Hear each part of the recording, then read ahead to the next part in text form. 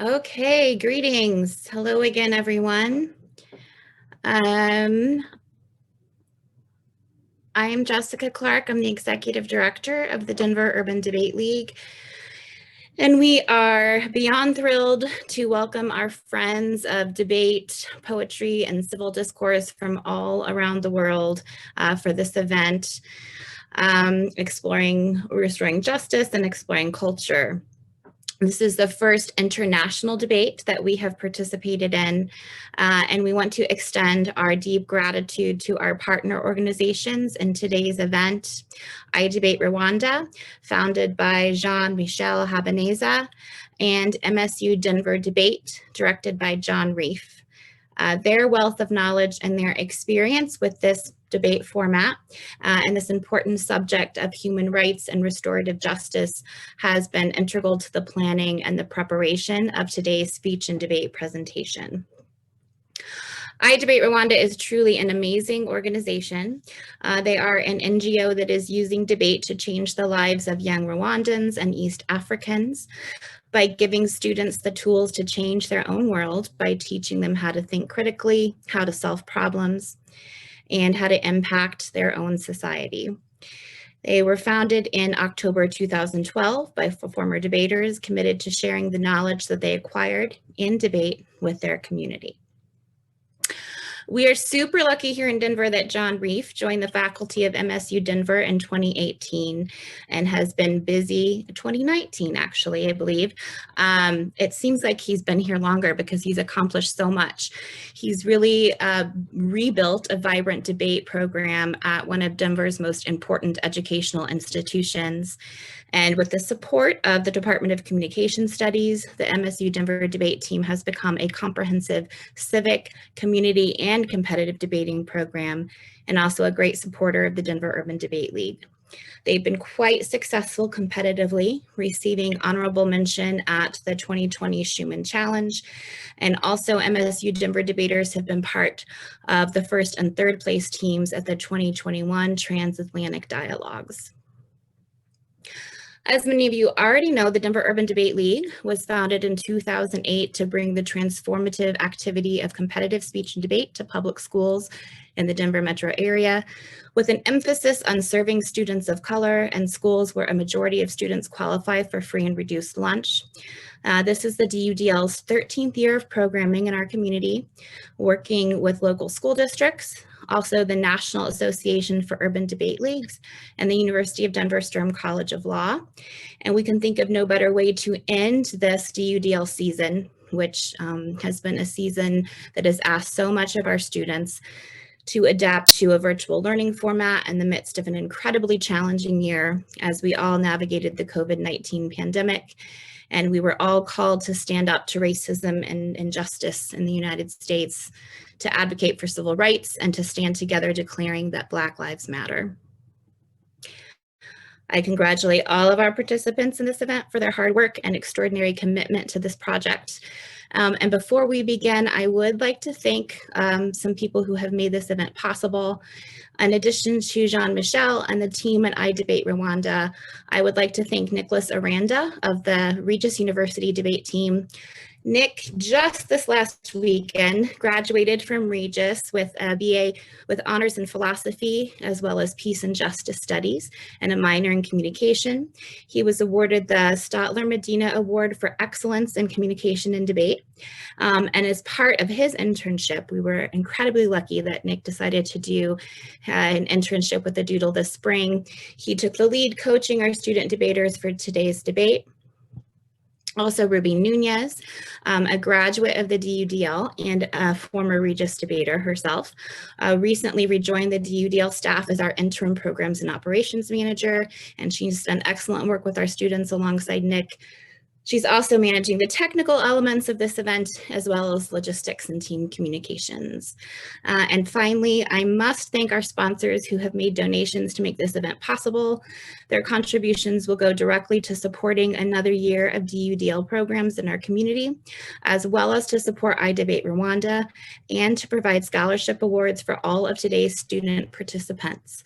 They are Armstrong Teasdale, King and Grayson, Organizational Strategies, Cody Barella, Jay Brown, Casey Collignon, the Colorado Insurance Law Center, Roberto and Teresa Carrata, Isabel Evans, Marge Fish, Mark Iola, Mike Morrow, Kathleen Nolte, Amy Pauly and Mike Bosch, and Hank Provo.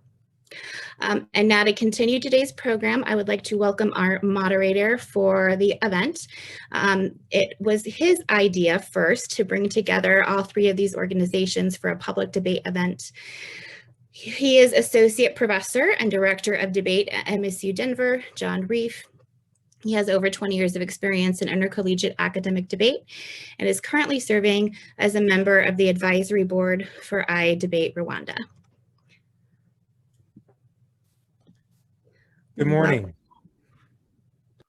Thank you very much, Jesse, for that wonderful introduction to today's event and to the organizations that are playing such a key role in making it happen.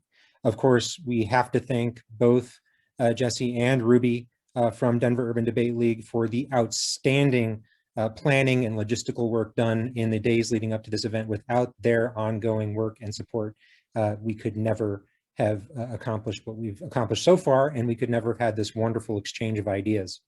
I'd like to just offer a very brief introduction to what is about to happen here. I'll be emceeing throughout the day along with Ruby, different parts of the event. We do have a debate. We also have an expert panel, and we have some poetry and performance material that's going to be shared a little bit later. So there's a lot of different pieces here, and we hope that together they frame what will be an excellent intercultural exchange today.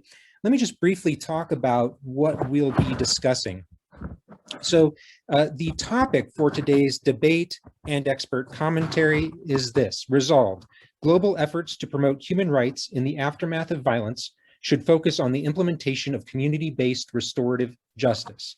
So our primary topic will be restorative justice and whether or not it should be a focus of efforts in situations where violence has occurred. The teams that will debate today will be introduced specifically by Ruby when we get to the debate portion of the event in just a few minutes. But let me just be very clear that our teams are composed of members from all of the organizations. In other words, our organizations aren't debating each other, we are debating together on the two sides of today's debate, both for and against the topic, offering different ideas in terms of how we might approach the question of restorative justice in the future. The debate will be 3 versus 3. We'll have 2 speeches from each side, then a cross-examination period, then expert commentary, which will drive the debate forward with excellent ideas about how to maybe recraft, reframe, or further build the student argumentation leading into the last portion of the debate. And then we'll have 2 rebuttal speeches following some performances that occur after the expert panel. And each student speech will be 6 minutes in length. And we do want to emphasize, this is student scholarship. It's excellent work. And what we're hoping is that it will set up some really profound insights later on when our experts interact with our students about the question of restorative justice. Okay, the other thing I wanted to mention here at the outset is kind of the background theme that we developed for this event. And that theme is debating globally to act locally. And one of the things we'd really like to accomplish today is generate some ideas through global exchange, right? We have students signing in from Rwanda, from all around Denver. We have audience members I see from not only here in the Denver area, but from around the country and also around the world. And so I think having this global exchange can give us a lot of different perspectives on the issue. But in addition to that, we'd like to start to filter those ideas down to the local level and think about how restorative justice could play a role or how other strategies could play a role in dealing with the various forms of violence and oppression that have impacted communities around the world. The other thing I should note is as the students engage in the debate, they will not only speak about that local context when they have opportunities to do so, they'll also be joining us from very different debate backgrounds and experiences. And so some of the individuals debating in today's debate have experience in what we call evidence-based argumentation, so referencing a lot of research and scholarship. Some have more experience in more performative styles of debate where evidence is important, but where the sort of use of persuasive advocacy and argumentation is grounded in eloquence and delivery and those sorts of things as well. And so there's a nice mixture of different perspectives. Now, all of them bring excellent work to the table, but just note that you'll see slightly different styles in play as our debaters present their arguments. Okay, so I think that's everything I wanted to say about the format. Let me just make one other announcement to our audience members before we get things started and I hand things over to Ruby to begin our debate. I have set up 2 Google Form links that should have been sent out with your information about today's event. If you're an audience member and you registered, you should have gotten these 2 links. One is to submit audience questions. That link is now open, and I will be monitoring those forms to select questions for a Q&A session after the student speeches have concluded. So I'll be watching that. I'll also be watching on Facebook for questions that get posted. In addition to that, there was also a link sent out for audience gifts. We have a limited number of gifts we're able to mail out to audience members. So there's still some time left to respond to that form. We'll send out gifts to the first 20 responses. If you want to click on that now, give us your name and your address, you'll either receive a complimentary MSU Denver t-shirt or mug, depending on supplies. So please check out both of those links and definitely get in touch with us if you'd like. All right, so without any further delay, we'll get into our debate, and I'm going to hand things over to Ruby Nunez, who is going to facilitate our first 4 speeches and cross-examination session. And as you heard from Jesse, Ruby has been the Doodle's Programs and Operations Manager from 2016 to 2020. She's an alumna from the Doodle class of 2011. In 2015, she completed her Bachelor of Science in Environmental Science at Regis University, where she was a member of the debate team and a Doodle volunteer. She's also earned her Master of Science in Environmental Science, specializing in water quality in 2019. And I just wanted to say, I'm also a Regis alum, so we got a lot of Regis going on today, which is great as well. So without any further delay, I'll hand things over to Ruby and we'll start our student speeches. Thank you very much. All right, thank you very much for that, John. I'm really excited to be here and have be a part of this international and wonderful event. So starting off on the first proposition speech, we have Sarah Fitzum from Rangeview High School. She is second.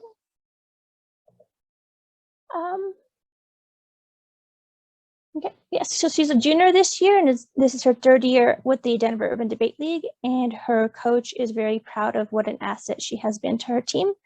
So, Sarah. Hello, everyone. Thank you, Ruby, for the introduction. I'm very excited to be here and participate in this event, and without further ado, I will begin the opening proposition speech.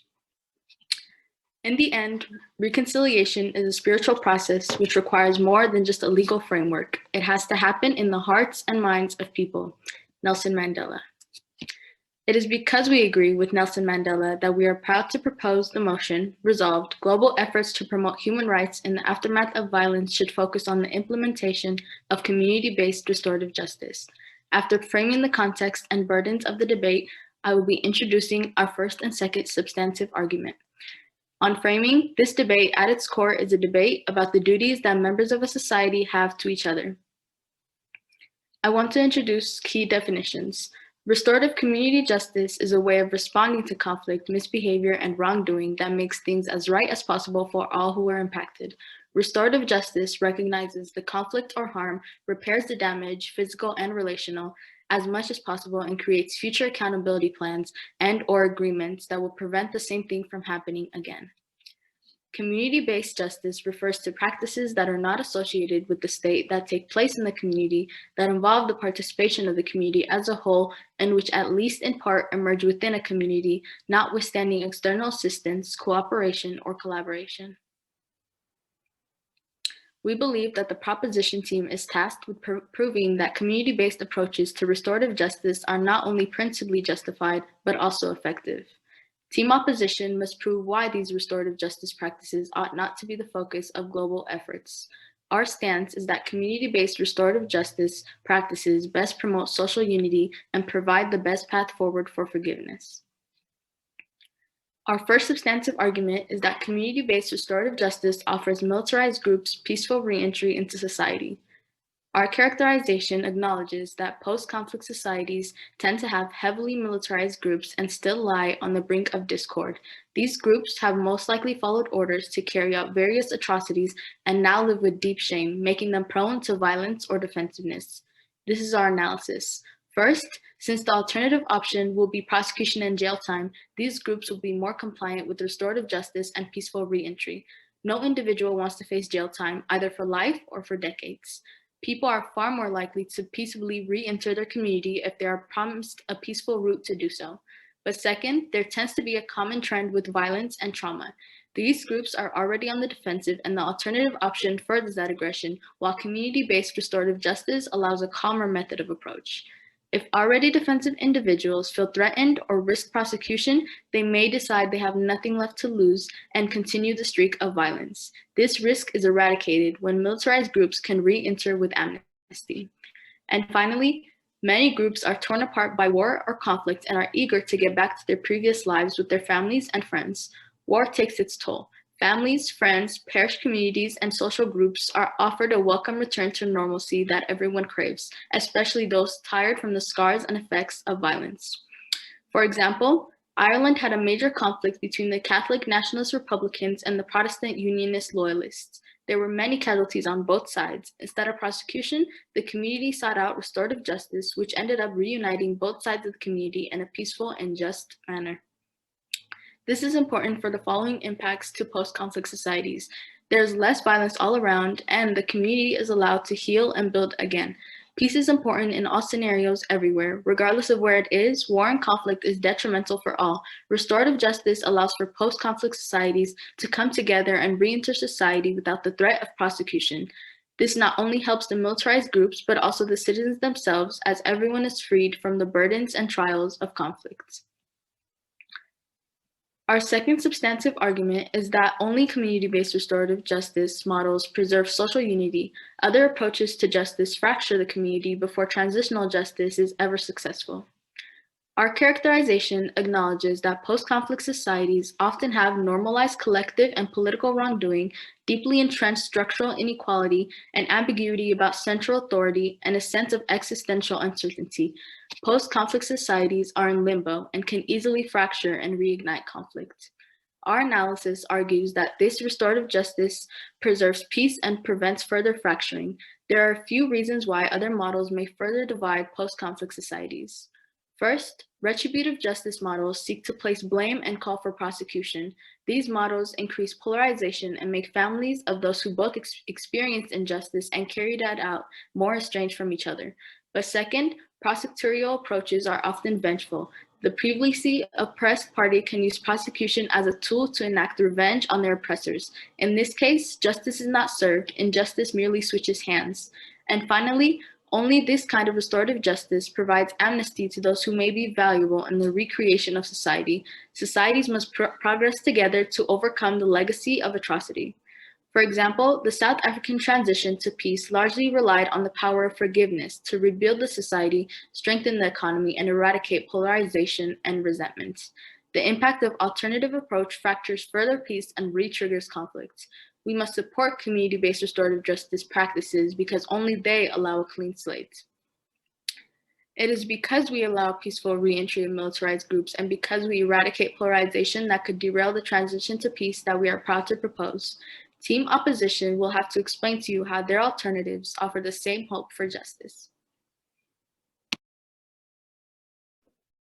All right, thank you very much. That was a wonderful speech, Jeff Sarah. Next up on the first opposition team, a student from the Denver Center for International Studies and the Doodle. We have Christian Rios Aburto, who joined the debate for his last year of high school and has made every opportunity count. Congratulations on graduating this year, Christian. Thank you. Thank you, Ruby. Hi, thank you for the kind words.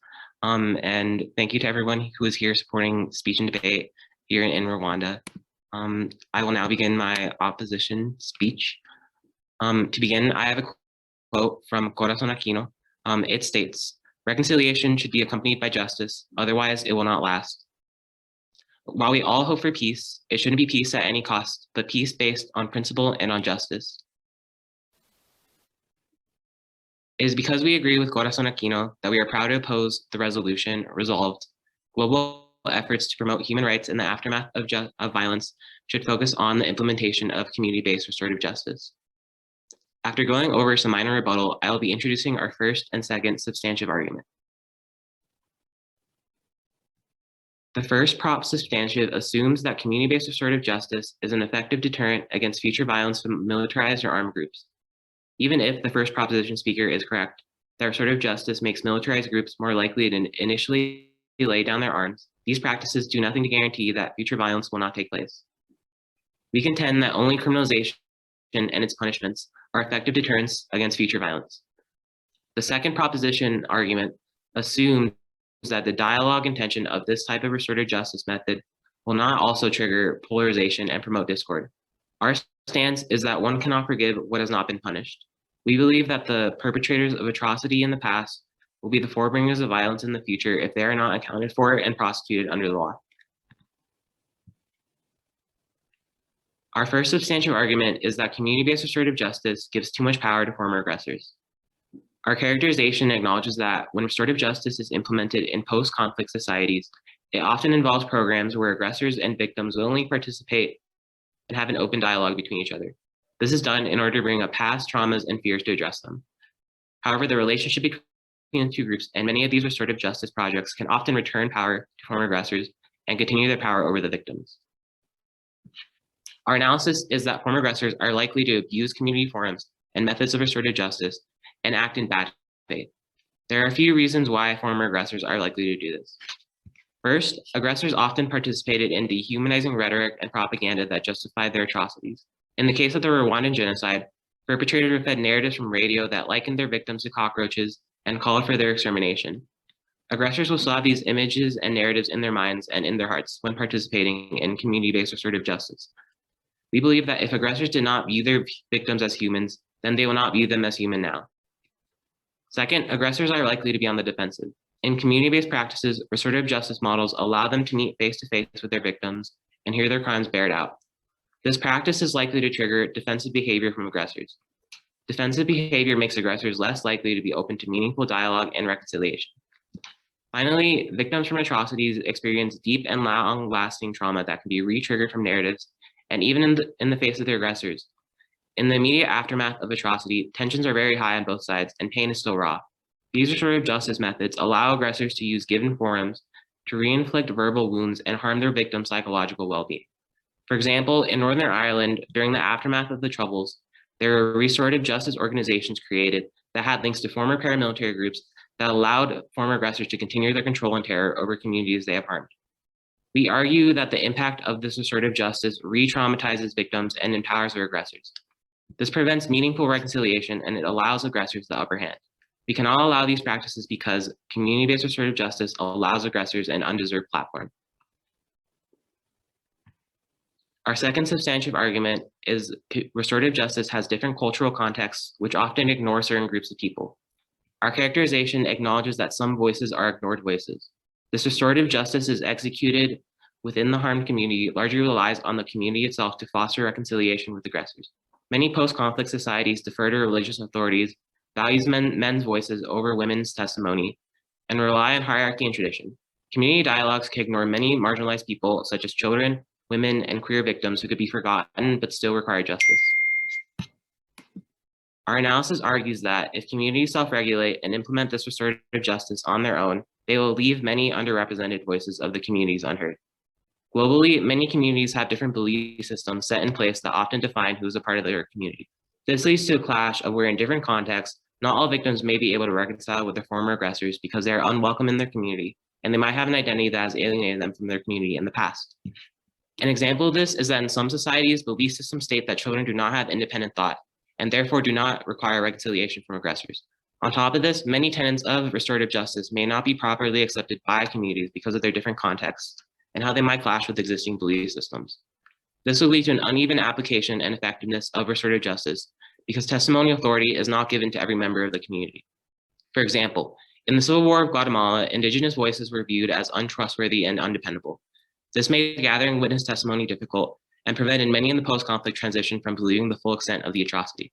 The impact of this kind of restorative justice leaves out many marginalized people who typically do not have a voice in the community from receiving justice and reconciliation, and it could continue to harbor resentment towards aggressors and put unity at risk. We cannot support this type of restorative justice because it leaves out historically ignored voices within the community. It is because community-based restorative justice offers too much power to former aggressors, and because restorative justice may ignore the voices of the most vulnerable, that we cannot support the motion. We are proud to oppose. Thank you, Christian. That was a wonderful speech. Next up on the proposition, the second speaker is Niger Kenzo Bless from iDebate Rwanda. She is a 17-year-old high school computer science and economics student with a passion for politics and history. She has an interest in hearing and engaging in different discussions around social, economic, and political discourse. Hi, Bless.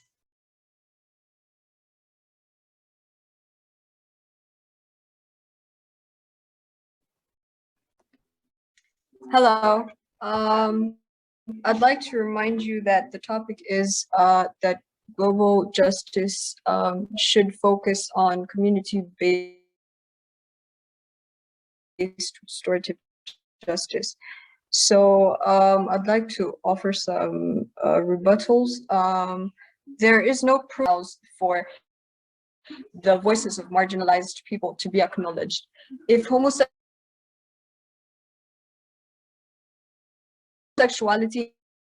is illegal in these communities, it does not mean that the law is going to focus on crimes committed against retributive justice, like retributive justice, etc., to be achieved by communities that are not recovering from violence.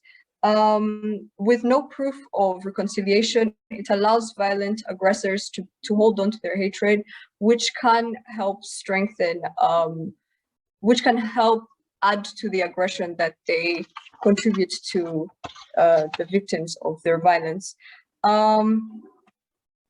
So restorative justice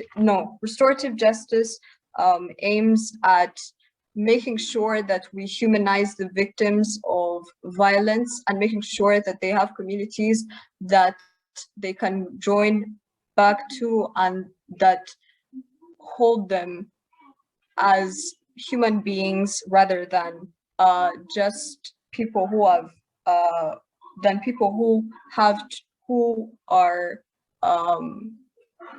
inhuman. If I can say so. So restorative justice as a way of bringing about justice empathizes with victims of violence while holding the perpetrators accountable of the violence and fostering mutual understanding and empathy between all sides, and is critical to healing following violent incidents and occurrences. Restorative justice has played an important role in breaking the cycle of hatred by providing relief to victims, holding their perpetrators responsible, and rebuilding bridges that could have been burned through empathy and mutual respect. Restorative justice allows the public to band together in the face of a mutual enemy, bigotry, in order to erase constructs such as nationality, color, faith, and others that have contributed to violence in the first place and are used instead as a cover-up for bigotry. Restorative justice is therefore a great way to improve community bonds because it promotes empathy and responsibility for one's neighbor and community as a whole, which helps foster communal understanding and solidarity. So we are arguing from the side of focusing on community-based restorative justice, where we actually focus on the victims of violence and how to actually help them heal. Because at the end of the day, they're the ones who are hurt more than their perpetrators, rather than having all the time to punish the perpetrators, rather than making sure that these victims are the ones who are, helped. So to conclude, emphasizing on the victims of violence and ensuring their guaranteed social community support is a step in healing the mental and emotional scars caused by violence and helping abolish the cycles of hate. I yield my time. Thank you very much. Perfect. Thank you so much, Bless. Wonderful second speech. On the second opposition, we have Kamikaze Hosanna Bella. She is a senior 6 studying literature, geography, and economics at Rusumo High School. And she started debating in 2018 and has participated in a few different iDebate Rwanda competitions. And she earned the certificate as second best speaker in the country. Congratulations, Bella. Okay, thank you. By name is Okami Katozana Bera. So I'll be starting with the rebuttal speech.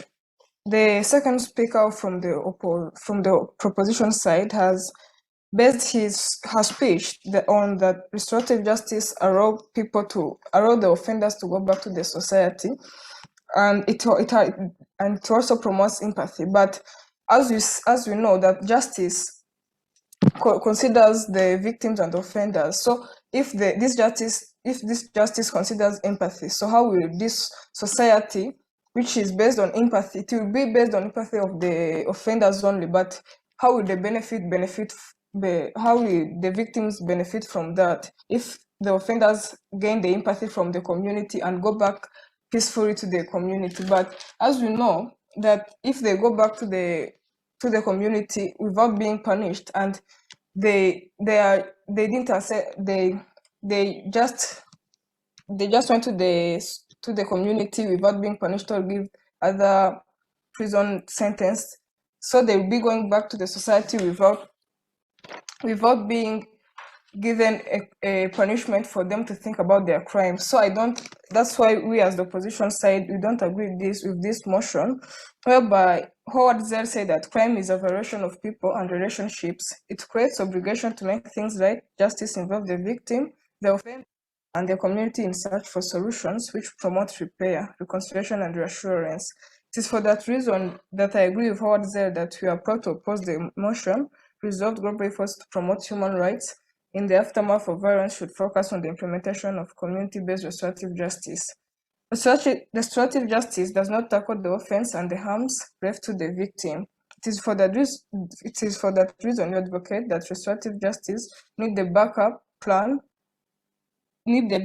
of punishment. According to Emil Thorne, the greatest offense to allow the guilty to go unpunished.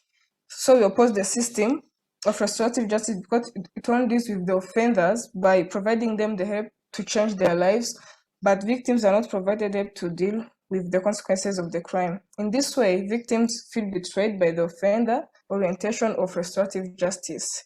As our stance is that we cannot forgive what was not been punished. In restorative justice, crime is fundamentally a violation of people and interpersonal relationships.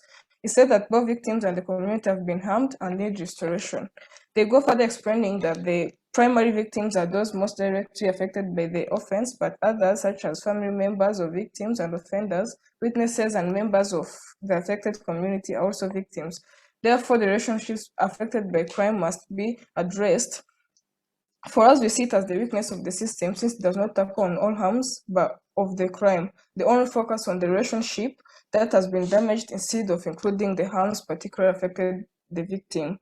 We also oppose the resolution because restorative justice increases anxiety and fear in the victims. For it to work, criminals and their victims must communicate about the crime and its consequences, since violent crimes often leave the victims feeling helpless and vulnerable. Encouraging communication can result in increased anxiety and fear.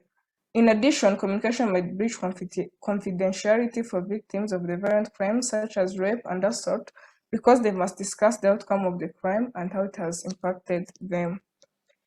In addition, restorative justice showed its inability to prevent recidivism. The practice of restorative justice does not greatly decrease the rate of recidivism among violent offenders. Statistics show that criminals who participated in restorative justice are less likely to reoffend, but the system is not perfect. According to the www.uscourts.gov, restorative justice dialogue programs contributed to a 26% reduction in recidivism, which is a small rate. Additionally, some feel that criminals are not punished equally or fairly under the restorative justice philosophy. This depends on the type of crime, the age of the offender, and the venue of sentencing. For example, restorative justice is applied differently outside the court system than in it, and it is used differently in juvenile courts than adult courts. Moreover, in restorative justice system, a sincere approach is difficult to achieve. It is said that in the aftermath in the aftermath of crime, what victims want most is symbolic reparation, primary and apology. Perhaps for some offenses and some victims, this may be true. But I suspect that most victims want more than an apology. Fundamentally, victims want a sense of evidence for the wrong done to them, and they want the offender to stop harming and hurting them or other people. A sincere may be a useful starting point, but you might expect most victims to want more. In research of violent offenses done by Courtney and Davis in 1995 suggests that a victim has an interest in punishment, not just restitution or reparation, because punishment can reassure the victim that he or she has public recognition and support. So based on these arguments and the weaknesses of restorative justice, we can see that the restorative justice only help the offender to feel at peace, and the victim only has no other choice but to help the offender go back into the society, which is not appropriate, because the victim here is the one who is mostly affected. So that's why I believe that this restorative justice need a backup plan of punishment, so that, as you have seen, that the victim has an interest in punishment, so that the victim can feel at safe and it can reduce anxiety and fear. Because if the offender go back to the society, the victim will not feel at peace, because if the offender have not been punished, the victim will feel that anytime, any day, the offender will come back and harm him or her. So this restorative justice need to use backup plan of punishment, so that the offenders go to prisons or other rehabilitation centers, so that the victim can also, that there is something which was done to recompensate. I can say that is to recompensate him or her for the crime that has been done to him. So it is in that the only way the opposition side will agree with the motion, if the motion was to promote public relationships in the aftermath of violence, because as the proposition substantive argument, we're promoting relationships and not human rights. Because if you leave offender to go back to the society, the human rights will not be promoted just easily by by asking for forgiveness, and they are given and they are forgiven. So, but if it was to promote public relationships, then when the opposition side would agree with this motion. But promoting human rights needs a change of behavior. Thank you. All right, thank you very much, Bala, for your rebuttal and continuation of your side's arguments. Next up, we have the cross-examination period that will be moderated by John Reef.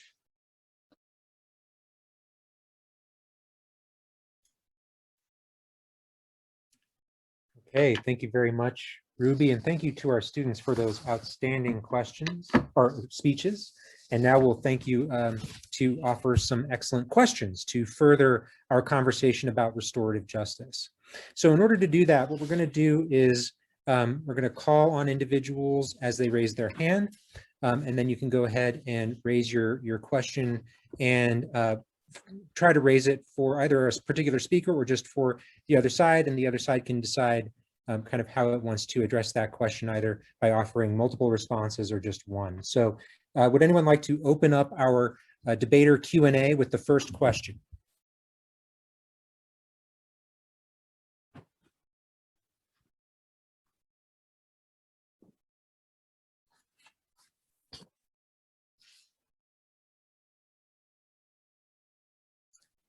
Go for it, Sarah.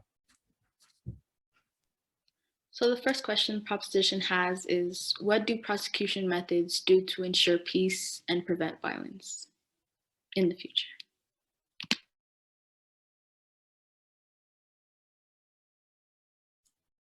Take it away, Christian. All right. So the opposition kind of proposes that with prosecution methods, they set a standard, sort of like when you punish a criminal, it sort of sets like a legal precedent that kind of signals to potential like future offenders that this will not happen again, and that there's a law and a precedent for a punishment for a certain crime that happens with violence. And it kind of diminishes that idea of like the threat of like violence. And then the threat of punishment itself is very persuasive and powerful to sort of like identify both perpetrators and also have like legal witnesses and victims testify in a type of like court setting. And also like sentencing, if it is done properly right, you can help identify aggressors and send them away.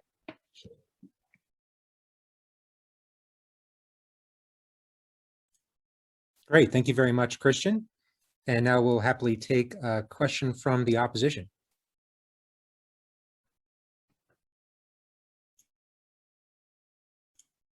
Go for it, Bella. So what does the restorative justice offer for the victims? That we have seen that it offers empathy to the offenders and they go back to the society freely. So what does it offer for the victims?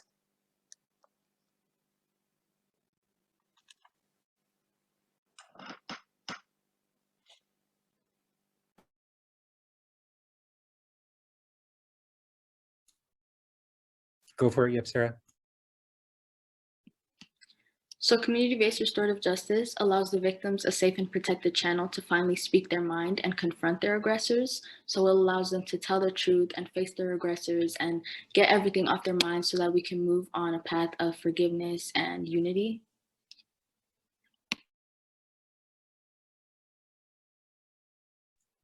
Excellent, thank you so much. We'll now take another question from the proposition.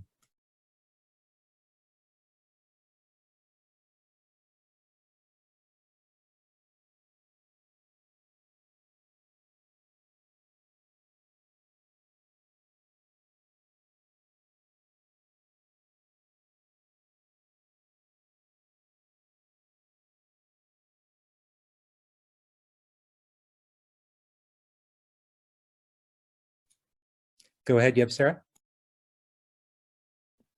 So even if prosecution is successful, how does it prevent polarization and help reestablish a sense of community?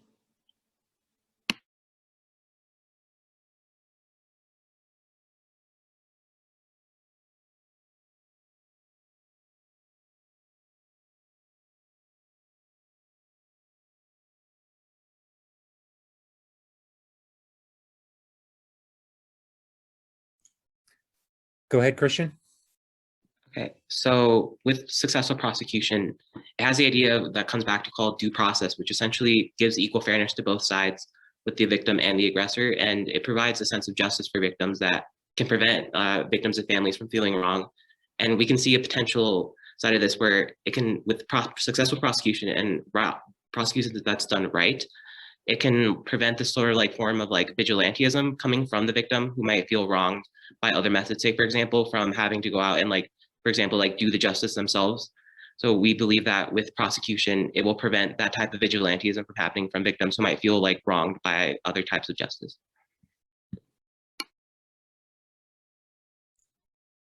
Thank you very much. We'll now take another question from the opposition.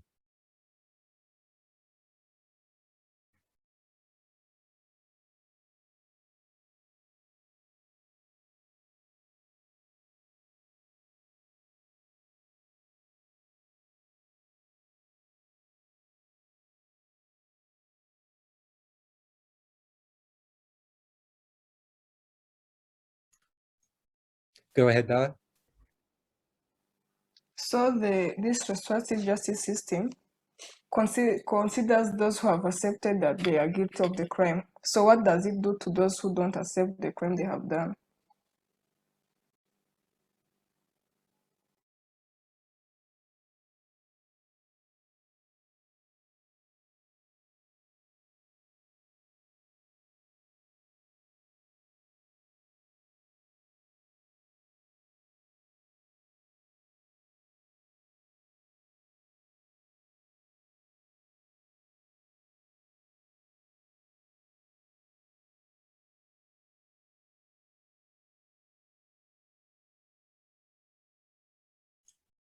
Any responses for our excellent question? Go ahead. So first, I would like to acknowledge that the incentives behind community-based restorative justice are very strong, and it's very unlikely for an aggressor to not want to reintegrate society and accept what they've done and move on this path of peace, because like we stated in our speech, the alternative is prosecution, and no aggressor would like to spend their life isolated from everyone. So in that sense, community-based restorative justice allows them the opportunity to rejoin the community, reunite with society, and also provides them an avenue to process their own trauma. And it gives them a sense of acceptance, and they are more likely to accept what they've done and work to move past it. Excellent. And we have time for one last proposition question.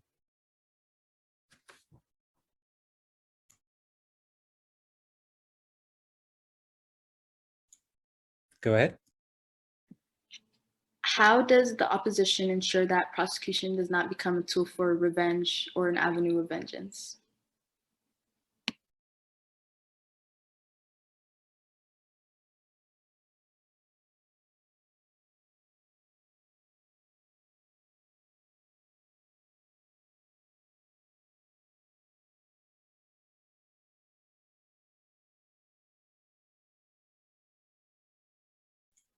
Go ahead, Christian. Okay, so with prosecution, there's the idea of the impartiality of courts. So with courts, they are free from lobbying and also like political influence, mainly because typically in courts we have judges serve for life, and that kind of eases on the influence and prevents like from having like just prosecution becoming a tool of revenge and like, you know, for vengeance and stuff. It's also like has a standard for scrutinizing evidence. There's lots of times like high standards to like what evidence is sufficient for prosecution itself. And we believe in like, we kind of like see like we use justice to punish perpetrators that are deserving of it, kind of like prevent that idea of revenge or prevent vengeance from happening.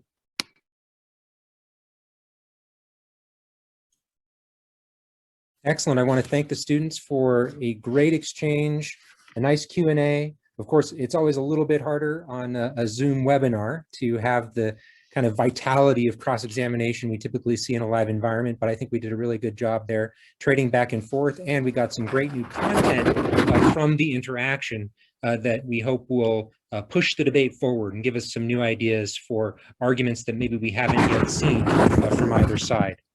We're now going to move into the next portion of our event today, and that portion will include expert commentary on our student speeches and on the topic of restorative justice. It will also include some performances, some intercultural performances from students representing the Denver Urban Debate League and iDebate Rwanda.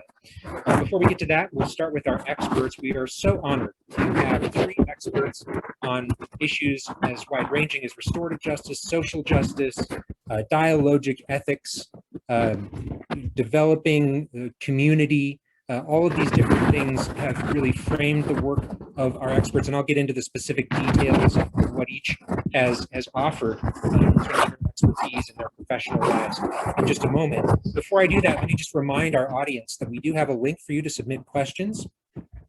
So please do go ahead and submit questions either for the debaters, or if the experts bring up something you'd like to ask about, please go ahead and send those questions in.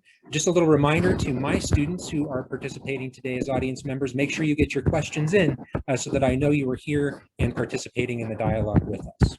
Okay, so we'll now move on to our experts. And one thing I'd like to say as we move into this portion of today's event is that our experts are here to provide not only their knowledge and their experiences related to the topic, but also to comment on the students' speeches, provide constructive feedback in terms of where the debate may go, and offer some thoughts potentially about where our final 2 rebuttal speeches might want to take their arguments as they develop their case for and also against certain notions of how justice could work in particular settings and for particular sorts of violence and oppression. So as we move into this portion, we're first honored to have Deborah J. Richardson, who will offer our first 5 to 10 minute reaction to the event so far. And just to introduce Deborah Richardson, she has more than 3 decades of experience in transformative nonprofit executive leadership in global, national, and local organizations, working to advance civil and human rights for non-dominant identity groups. Deborah is a nationally recognized expert and advocate in advancing justice for women and their families and convening cross-cultural community-based coalitions working to advance equitable societies. Her passion is mentoring the next generation of social justice advocates. Deborah is recognized for her work by many organizations, among them Auburn Theological Seminary, Georgia Justice Project, Shared Hope, and Spelman College Board of Trustees. She serves on the Board of Directors of Welcoming America and Board of Visitors for the Georgia State University Honors College. Please welcome Deborah Richardson. Thank you so much for being with us. Thank you very much, John, and thank the students for your outstanding presentations.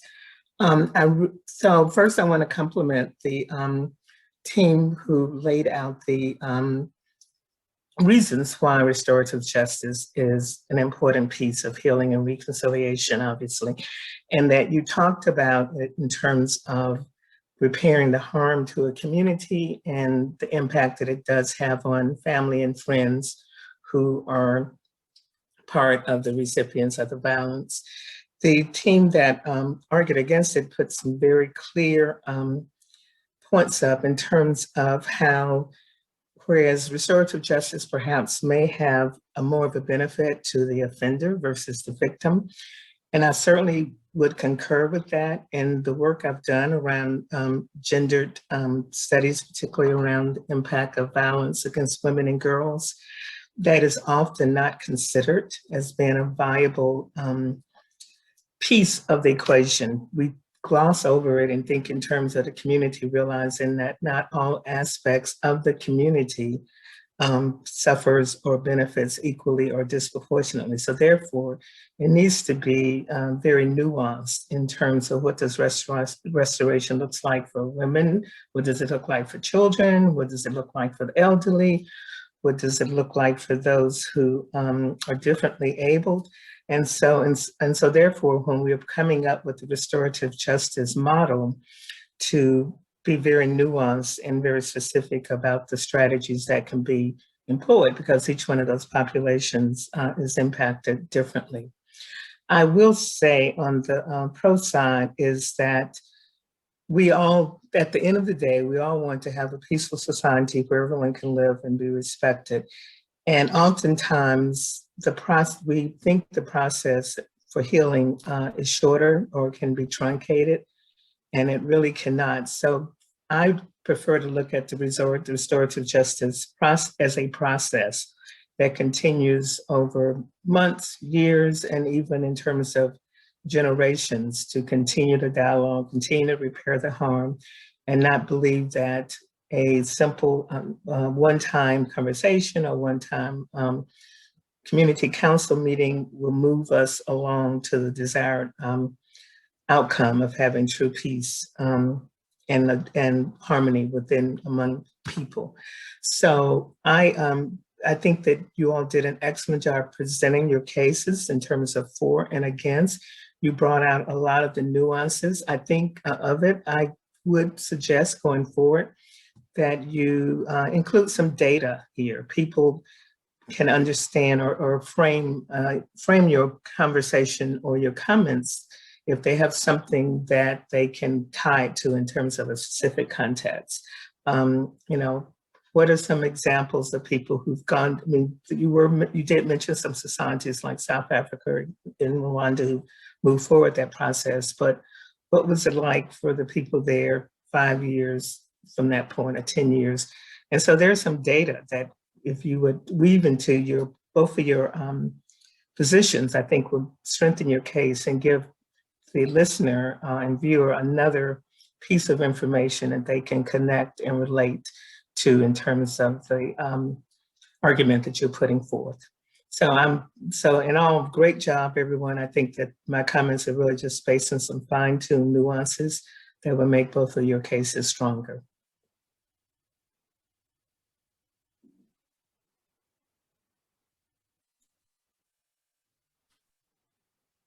Thank you so much, Deborah, for your feedback. That was excellent and a great way to get us started in terms of assisting the debaters to think about where they're headed with the arguments and where we may land in terms of the conversation around restorative justice issues during today's event. So I'd like to move to our next expert for another round of about 5 to 10 minutes of feedback for our students. Our next expert is Dr. Katia Campbell, who is a professor in the Department of Communication Studies at Metropolitan State University of Denver. Her scholarship and teaching focuses on rhetoric, free speech, cultural representation, popular media, and critical pedagogy. Campbell is also the Faculty Senate President. And outside of MSU Denver, she consults and facilitates workshops in communication and diversity, media literacy, free speech, public speaking, and dialogic ethics. After completing her doctorate, Campbell worked as a postdoctoral fellow in the Department of Communication at the University of Colorado, Denver. Her research areas of interest include, but are not limited to, citizenship and civic engagement, cultural diversity and communication within a U.S. cultural context, and cultural studies with an emphasis on media studies. Campbell has co-authored 3 publications in the areas of civic engagement and social justice. Her book, Neo-Pragmatism, Communication, and the Culture of Creative Democracy, focuses specifically on the malleable conceptions of citizenship and civic responsibility, and explicates the possible social ramifications of our modern practice of citizenship. Campbell earned her doctorate in human communication studies from the University of Denver in 2004, and she is a wonderful colleague, and I'm so excited that she's here with us today. Thank you, Dr. Campbell. Thank you so much, John, and thank you to all of the students, the speakers. Each of you were wonderful, brought up some really good points. I would like to piggyback a little bit more on what Dr. Richardson was saying in terms of the nuance of this. So when we look at the pro side of this and thinking about community-based restorative justice, I always have these questions in my mind about who holds most of the burden with these areas when we're talking about when we're talking about restorative justice. So who carries the burden of that? And I would love to think about it more in terms of a culturally based restorative justice aspect. So I think Dr. Richardson brought this up when she was talking about things like differently abled people, women, different sexualities, all of these different cultural areas that could impact the way that we receive justice, the way that we perceive justice. And a lot of times what often comes up with this work is that I started my comments, and this is actually to the pro side especially, with doing the work of restorative justice, that if people are not prepared, or if they are not ready to engage at the level that everyone else is, sometimes others share more of the burden or hold more of the burden than others do. And so that sometimes can be difficult. I would also love to talk a little bit more or see a little bit more dialogue about what does it actually look like? So what does it look like when you get people in a room together that have been perpetrators and victims? What does it actually look like? What is the outcome of that? And can it potentially cause more harm? So that's the question that I always ask when it comes to these kinds of these restorative justice conversations. But for both the pro and the opposition, really good arguments on both sides. I would just say, again, we definitely need more nuance for this and understanding it from a cultural position as well. Thank you.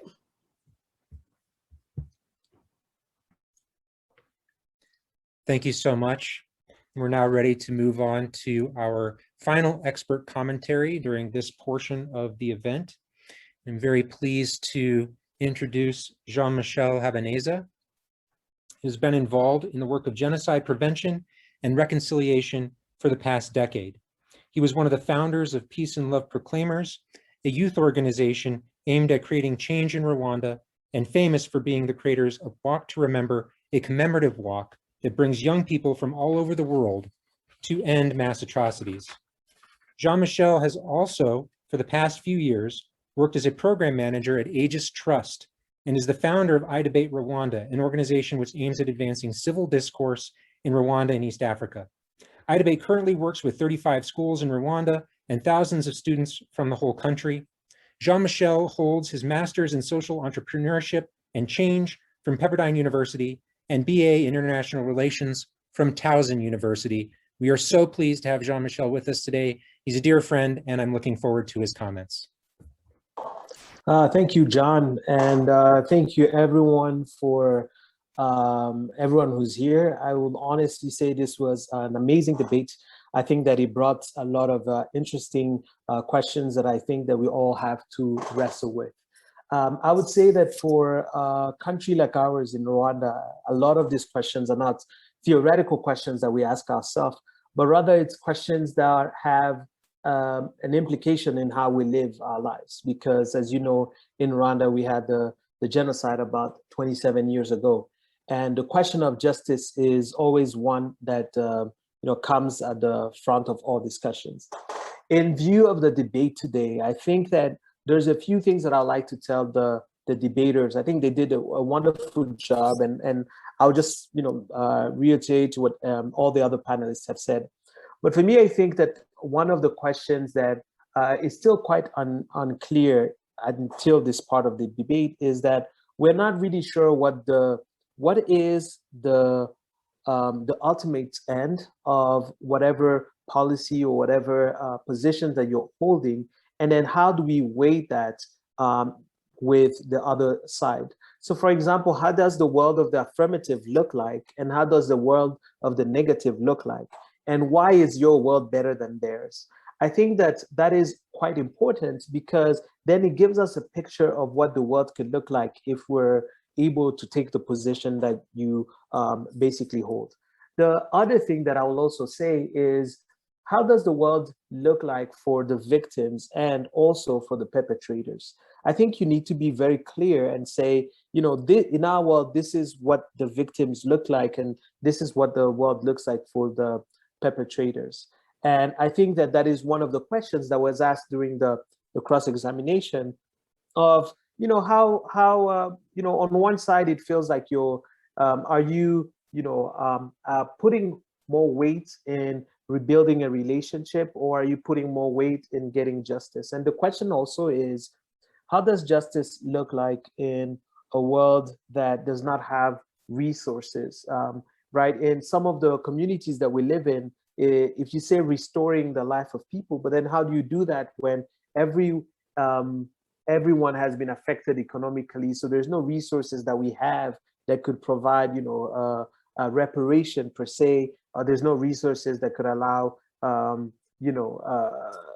governments or even any institution to provide resources for the victims in order for them to rebuild the world. So how does it look like, and then how does the future look like? I think it's something that is very important that both sides need to be able to flesh out throughout the rest of the debate, and be able to tell us how their world looks different from the other world, and why we should prefer their world to the one of the opposition side or the proposition side. But I would say, just like the other panelists have said, this is an issue that have no clear answers, and it's something that many society have to wrestle with in order to figure out the best way to live together.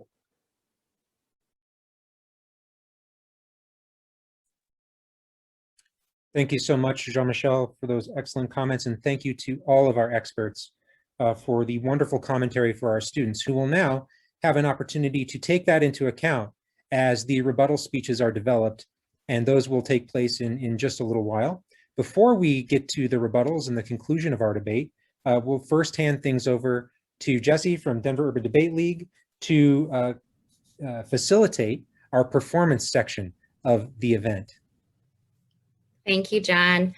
Thank you so much to our panelists. Those comments were so insightful. They really shifted my thinking of these arguments in the debate. And I'm really looking forward to seeing how our students implement some of those comments as we move into the last two speeches.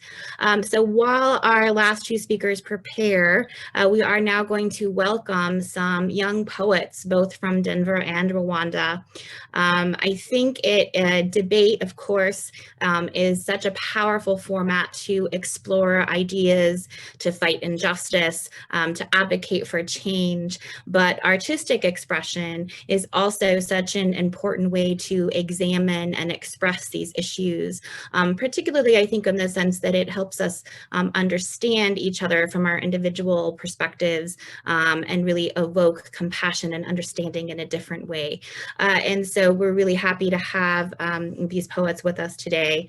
I first will introduce Peyton Morrison. Now, Peyton is from the Denver Urban Debate League. She is just a sophomore. This is her second year with the Urban Debate League, and she's actually been captain of her speech team at West Early College, part of Denver Public Schools this year. She's been leading practice, coaching her peers, really has been a force of positivity and led her team by example this year. Her coach says that she has a heart for building relationships and mentoring younger members, and she's also an incredibly talented poet and speaker. And so please now we welcome Peyton.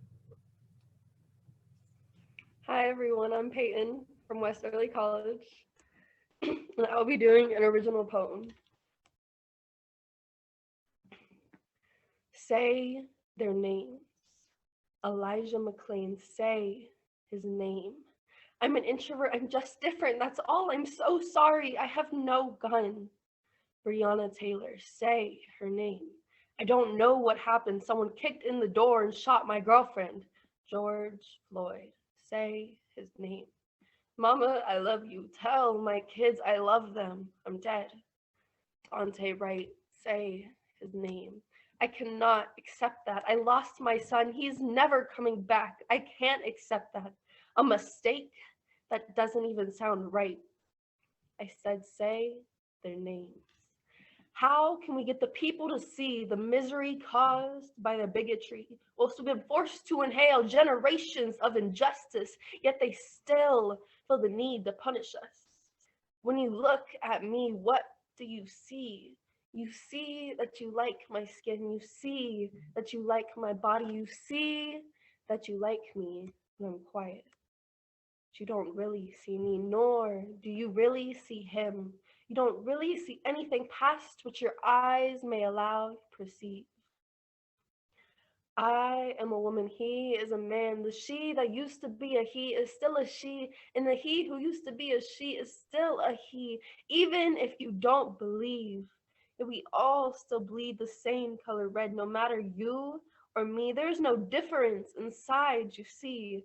The way we look comes from our family trees to give us our histories and identities, and no one shall dare take that away. Yet your bigotry causes misery. We've become a society with no understanding, only screaming and demanding, while we keep pretending that our movement's not fleeting. Hands up! I can't breathe.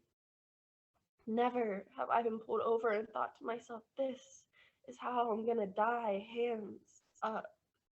If God is real, then why are his children still killing?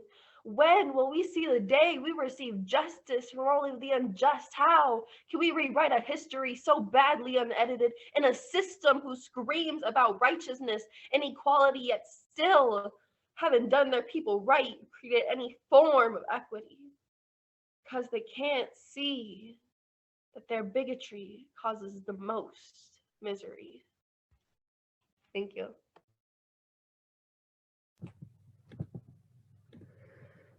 Oh, thank you, Peyton. And next we have a poet from Rwanda. Please welcome Jade Natacha. Jade is passionate about social relations, and she is a poet and a current student at African Leadership University, pursuing studies in global challenges with a focus on education, also women empowerment and governance.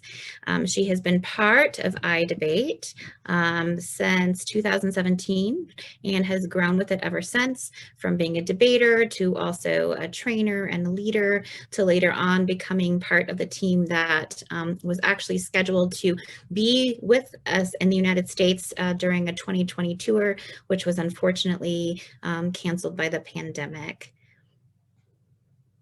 Welcome, Jade. Hello. Okay, so I'm going to share the poem in the chart so that I can be reading and you guys will go with me. I hope everyone can see it. Okay. What should that be? That word justice. Is there such a thing as equal, like the same, and others like equity? Is it for the misjudged, misunderstood, or misheld, punished for causes they know not a bit? Erega n'ubundi ntawe uburana n'umuhamba. It's for those whose privileges are taken away, those whose wealth is stolen or even life, those who are made orphans or worse. Or it's meant for those who commit atrocities, right? For a thief, then 3 to 5 years in jail. For a murderer, then 25 years, which, by the way, depends on the country.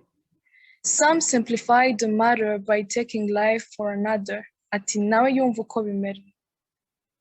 But who makes justice? Who decides that it is indeed justice? And is it necessarily satisfying? No, right? Rimwe na rimwe wasanga uregera uwo uregera rega. Isn't it when you upset a policeman, but you gotta pay 50 to 100,000 francs for the damage caused? Isn't it a thing if you're paid for your car nearly touched by another, but which, by the way, could have been fatal? Is justice this or that? Is it all of them or none?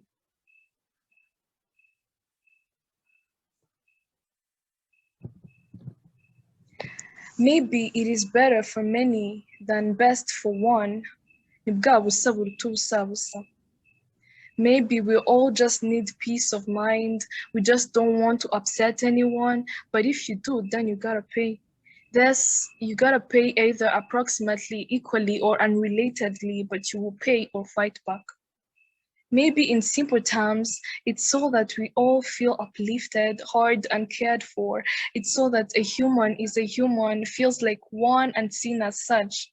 So while you nod or jiggle in an attempt to respond to my unsatiable questions, keep the thought that what pleases a person will indeed please people. At the end of the day, people are just a person with an S. Thank you.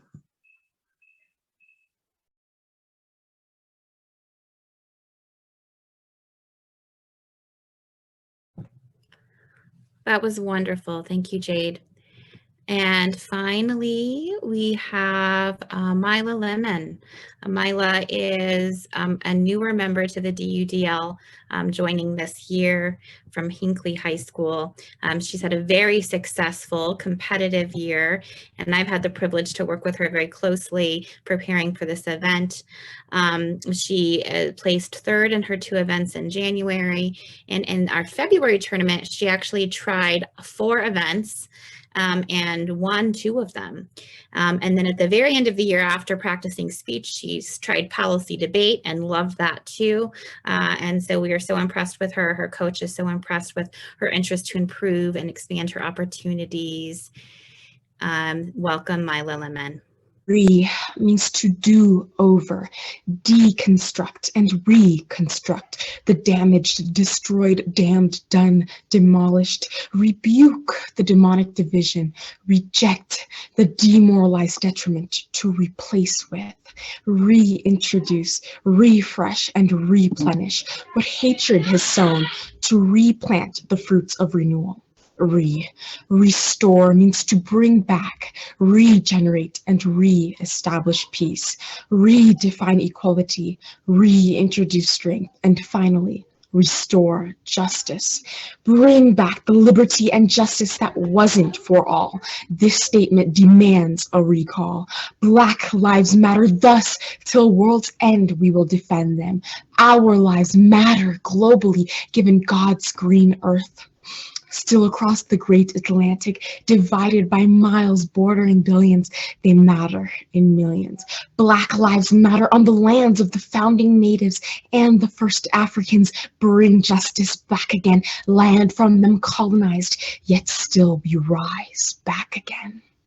Black lives matter on the soils of flags, both red, white, and blue, kissing yellow, green too, Washington to Kigali. Together we rally, hand in hand, mother to mainland. We establish to establish justice restorative. Indeed it is, it just is. justice that we seek. So both parties coexist in unity in a world that lacks freedom of expression but pushes political repression. In our countries, militia murders many based on oppression, gunned down, but this isn't an open session or hunting season. Give us a reason, or better yet, charge them for treason. Justice for the genocide, so many Tutsi died. Justice for the victims of police brutality. Black bleeds brutally, our broken reality. Ethnic killings, turning hashtags to truth. Say their names, justice for who, and who? Revenge for the blood spilled immoral. Avenge souls innocent, lost in quarrel. Restore justice. Africa in its central and America in its north. We will fight for more, so on and so forth. Land of 1,000 hills and land of the free, hold hands through us today underneath the great vast sea. We see what our cultures need, cultivation and capitulation, decisions drawn to reach destinations. Afflictions we share and speak out, we do dare. We choose humanity humane. For after the sky pours painful tears of heaven's rain, the shimmering strong sun takes its carrying course again to warm us and dry up disaster. If we fight violence with violence, rain with rain, we are left with blood and silence, water and tyrants. So instead we protest and project our interest in what comes next, professing with our chest direct, a quest recrudesque. We will not rest until the armor is undressed and the words are confessed. Both communities are pressed to test each other. Brother and brother, communication refreshed, issues addressed. There is change in this, I can attest. So no more bulletproof vests. I digress. Together we stand, united we fall, so stand and do this tall. We have the ability to enact change like magic potential, and these gifts we must use, for human rights are essential. We have pulsing powers, passion, and perseverance inside of us, voices vibrating like echoes in halls, adventurers, yes, we're in it for the long haul. To dig deep in injustice and find the gold of justice, to with our tools of righteousness reap rights for one and for all. It's your call. Join me in seeking a world of more beauty, where violence is abolished and racism demolished, inequity put to death, rest in peace or rest restless. With optimism we do approach, with kindred spirits we seek the antidote for the disease that weakens us all. Not COVID, coughs, or pox, but the sickness that does weaken us, the sickness of division that does intox us all. We are the generals of justice, potentials to peace, and soldiers who aim to defeat. We weaponize words instead, full steam ahead. We are the breakers of chains, and we can take the reins. They said, let freedom ring, and she rang. So I say, let justice sing, and someday we will proclaim, she sang. Thank you. Thank you, Mila. Okay, so I think we're going to head back into the debate now with our last two speeches. First, for the third proposition speech, we will hear from a member of the MSU debate team. MSU has been such an important part of creating this event and supporting this event. So we're really happy to have an MSU debate student here today. This student has been very successful on the MSU debate team. He also participated in a doodle fundraiser that we had in the fall. Please welcome Jose Flores.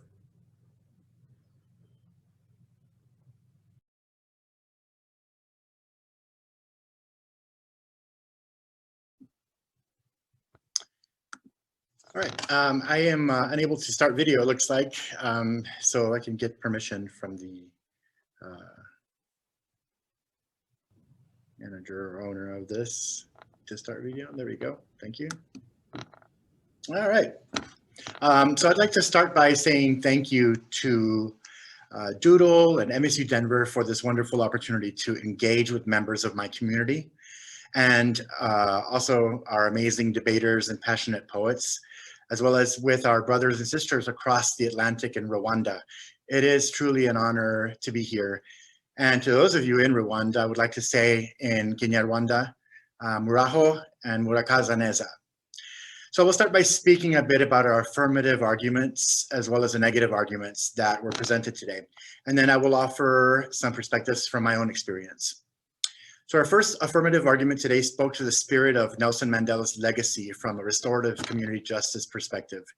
Yabsara spoke to the characteristics of social unity and approaching justice in a positive manner, taking into account the realities of violence and trauma and the effects they can have not only on individuals, but on communities around the world. Her analysis pointed to the fact that post-conflict societies often hang in the balance of frailty, mentioning that across many African cultures, the human characteristic of forgiveness carries with it a great transformative power. Our second affirmative argument today saw Bless speaking to how critical restorative justice is to healing, mentioning that it has played an essential role through empathy and respect, and that it has allowed communities to come together to fight the beasts of bigotry and hatred. Her viewpoint focused on healing mental and emotional scars experienced by victims of crimes of all types. Why the need for community-based restorative justice? Because it is the community itself that is directly involved when violence occurs anywhere in the world against individuals or groups of people. And these same people have a moral, and I would venture to say even a civic obligation to work together to strive to restore balance to their community. Decision-making from a rebuilding perspective ought not to be left to someone outside of the community, for those outside cannot possibly understand the inner workings or interrelational nuances of the affected community. Thus, addressing restorative justice solutions in the aftermath of a violent event with any human grouping requires the ownership and maintenance at the community level of its own power dynamics. Our first negative argument today brought to the forefront the memory of a former president of the Philippines, Corazon Aquino. Christian spoke to us from the perspective of continuing to utilize traditional prosecution as a more effective method of keeping the delicate scales of justice in perpetual balance, feeling that this approach provides a voice for the historically unheard. And our second negative argument today, brought by Bella, centered around the risks posed by offenders who return to their communities without being punished for their crimes. Her view is that restorative justice needs a punitive-based backup plan beyond restitution in order for it to work effectively, especially from the points of view of victims. So looking at all of this from the perspective of a post-George Floyd era, if you will, here is why I personally support restorative justice. Restorative justice places the weight of responsibility on community members instead of in the hands of someone else. As such, being a vanguard of your own community almost naturally increases your engagement in it. And with that increased level of engagement, it makes it far easier for you to then lead the way in the development of new ideas on how to contribute to your community to help maintain it as a model of social governance. In my current and former work in the legal field here in the United States, I've seen many examples of attempts at mediation and restitution that simply work. Human beings, I believe, are born with a natural capacity to resolve conflicts of all kinds among themselves. And the realm of justice is no different. Resolution can and should begin and end with the affected parties. As a tireless human rights advocate and as a global civil rights major myself, I believe wholeheartedly in the power of forgiveness and healing to make someone whole again. Because we are all human beings who are trying to do our best, and our best changes every day. Although punitive measures do have their place from a justice perspective, I believe in a forgive and heal approach so much more than I believe in an across-the-board punishment-based justice system. In closing, I would like to reference Dr. Martin Luther King Jr., who once said, "The whirlwinds of revolt will continue to shake the foundations of our nation until the bright day of justice emerges. I would hope and almost expect that Dr. King envisioned a society where that bright day of justice came about through a community-based approach. Mr. Habineza today asked us what this justice-based post-conflict world might look like. And I would like to offer here a local reference point that ties in directly into why the work of restorative justice is important. And to provide you with an idea of what this world looks like in action, I would like to mention that in addition to being the vice president of MSU Denver Debate, I recently founded a student organization on campus that I've named SAGE, which stands for Student Advocates for Greater Equity. Many people around the world believe that the herb sage possesses cleansing energy. And so in that same vein and in that same spirit, the organization that I've named SAGE seeks to address the many inequities that exist in society, in our local communities, in the areas of education, employment, and housing, and in our justice system, to name a few. By its very nature of addressing such inequities, it naturally calls for a social renewal of sorts. And in so doing, it returns power that has been long ago taken from the disempowered, disenfranchised, underprivileged, and underrepresented among us, and gives it right back to them, so that they are better equipped and more motivated to engage in this more level playing field of life. This is the type of work that I will be doing with SAGE as a real and meaningful way to contribute directly to my community, because it is important that critical debates, such as the one that we are all participating and observing today, provide for us not only a workable platform for these much needed discussions, but more importantly, that they spring us into action, especially where issues such as restorative justice and justice in general are concerned. It is up to each and every one of us to begin creating that beautiful world that we envision leaving behind for our children. A world where skin color does not determine the outcomes of justice. A world where sexuality and gender expression can peacefully coexist with religion. And a world where economic inequalities are a relic of the past. And my friends, that work begins with each of us today. Thank you. Thank you, Jose. What a wonderful speech. I loved your speech. Really crystallizing the arguments in the debate. And so now for the last opposition speech, someone who I introduced earlier, Nicholas Aranda from the Regis University debate team. Welcome. Thank you, Jesse. I'm very excited to be here and to be closing out the debate, both for team opposition, but for the entire public debate as a whole. In the words of the famed Jewish philosopher and political theorist Hannah Arendt, who, reflecting on the aftermath of the Nuremberg trials, articulated that we cannot forgive what we cannot punish. Side opposition does believe that both the community and forgiveness are important virtues, but we don't think that justice should come at any cost, but should come at a reasonable cost that imposes on individuals what they are due. I will crystallize this debate for you through three primary questions. The first question asks, is amnesty necessary for social unity and its preservation? The second question asks, are forums likely to honor the needs of those most impacted?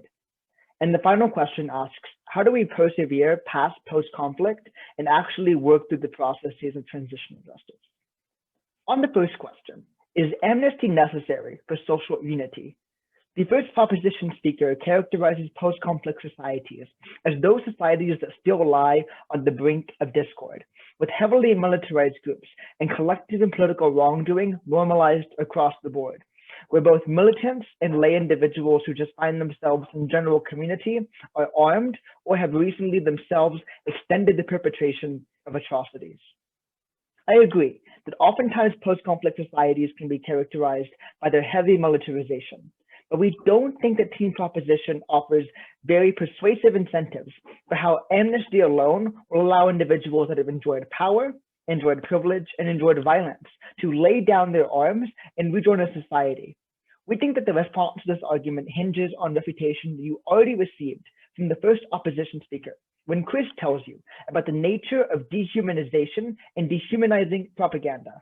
Our characterization acknowledges that oftentimes post-conflict societies employ dehumanizing propaganda, where individuals take in a variety of media and a variety of stories, propagate a number of narratives that re-entrench their own belief system that those that they inflict violence on are unhuman, subhuman, or undeserving of humanization. This process of dehumanization is what legitimizes their violence in the first place, what extends this kind of atrocity, and what enables groups to return to power later if not prosecuted swiftly. Chris tells you in the first opposition speech that if these individuals who perpetrated violence were unlikely or unwilling to recognize the humanity of their victims in the past, it's unclear why they will recognize the humanity of their victims now in the present. If the humanity of their victims aren't recognized, we don't see a likelihood of success for community-based approaches to restorative justice to be efficacious, because one has to acknowledge the humanity or the needs of their victim to move forward in that kind of approach. The first opposition speaker gives you the burden for this debate. They tell you that this is a debate about the duties that adhere between members of a society, a question about what one is due. We tell you inside opposition, especially in the second opposition speech, that the conception of what one is due has to do with prosecution and punishment, when victims bear the brunt of emotional labor and psychological harm and physical turmoil from the kind of actions inflicted upon them by their aggressors. We tell you that when we analyze duties, aggressors have already failed their duties. Our advocacy highlights the importance of prosecution and its effects on essential and effective deterrent. We tell you that the forebringers of violence in the past will be the architects of violence in the future, if not met with prosecution that puts them behind bars, analyzes the severity of their crime, creates a precedent and a standard for society, and safeguards the idea that states have to be responsive to the needs of their citizens, but especially those that have been harmed. We also tell you that radicalization and resentment may further fracture things like social unity under an approach modeled on community-based restorative justice, insofar as vigilante justice may not only become common, but also become likely.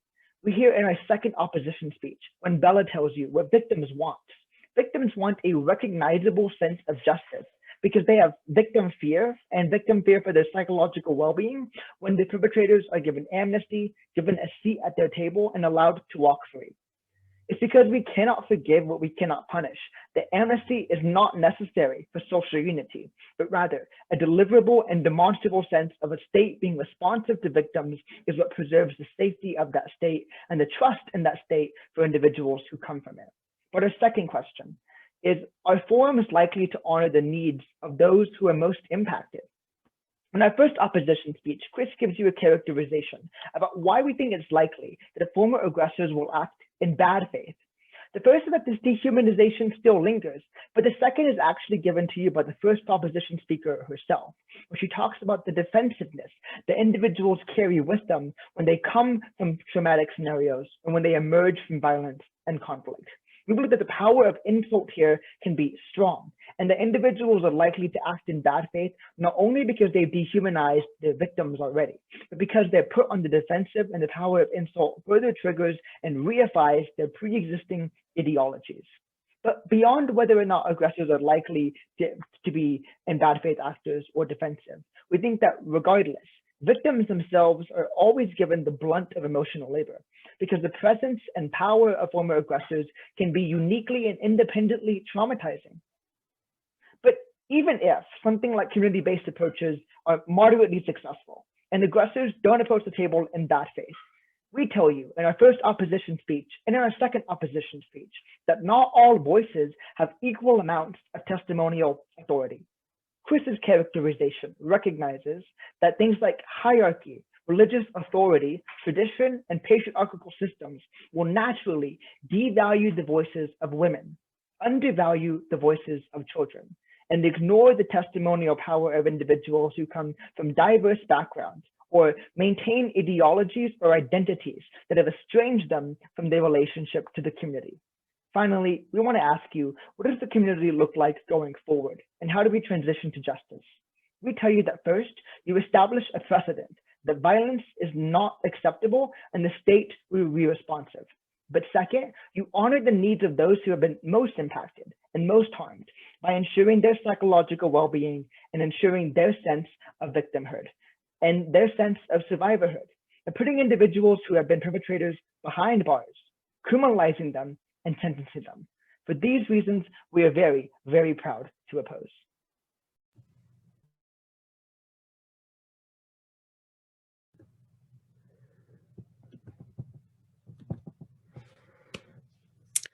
Thank you to all of the debaters. That concludes the part of our debate between the opposition, or the government proposition rather, and the opposition teams. This is a new debate format to me. I'm really enjoying it.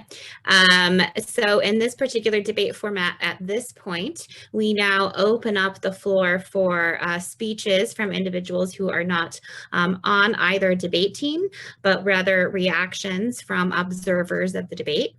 And today for our floor speech, we have a Denver Urban Debate League student from North High School, Krish Vipani. Krish is actually a freshman. This was his very first year participating in debate, and he loved it. He was very active in all of our competitions and very successful as well. He isn't just a debater though, he also is on the tennis team, and he's very interested in pursuing a career in investment banking. In fact, he's actually started a finance club at his school.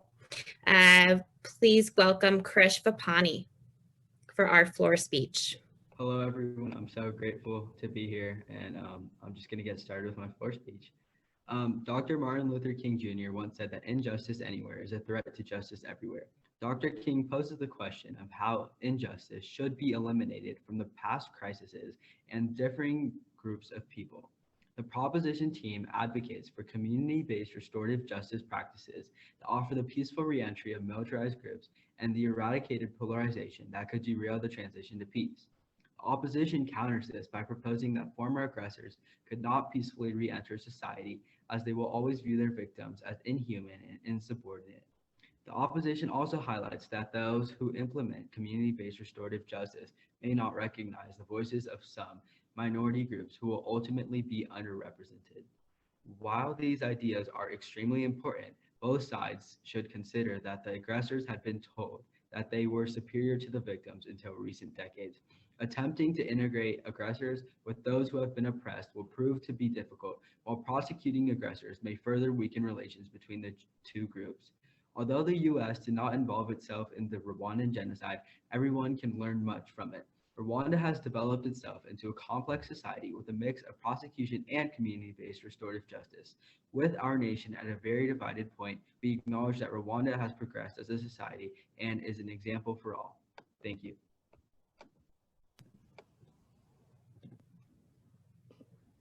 Okay, we're going to bring back our moderator, John Reef, to handle the last portion of today's program. I do want to mention that we are rebroadcasting this evening at 6 p.m. and you can reach out to us for that Zoom link or catch us on our Facebook page, which is Denver UDL. Because we did have some technical difficulties, Mila Lemon will rejoin us and perform her poem again live, and we'll also have some additional expert commentary at the conclusion of the rebroadcast from Elise Krumholtz, who is the coordinator of Student Conflict Resolution Services at MSU Denver. And I will now send things back to John Reef. Thank you.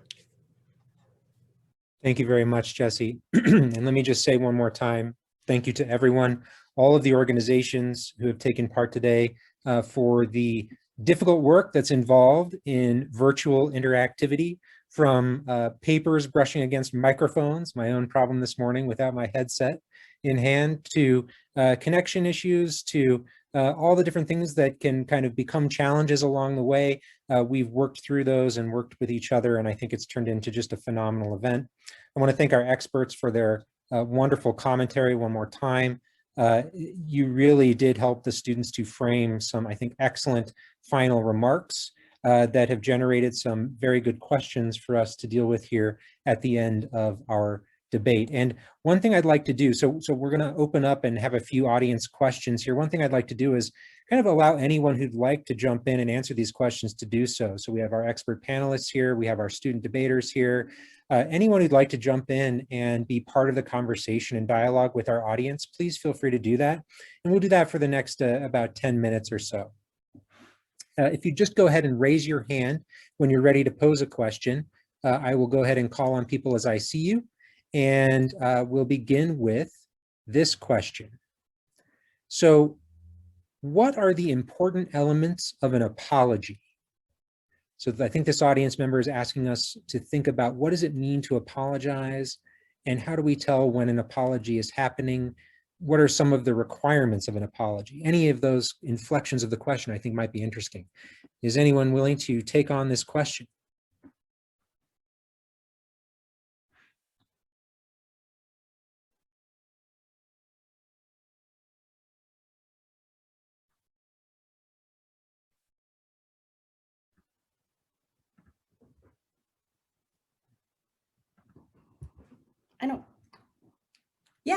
Okay, so. Go ahead, yeah. All right, thanks.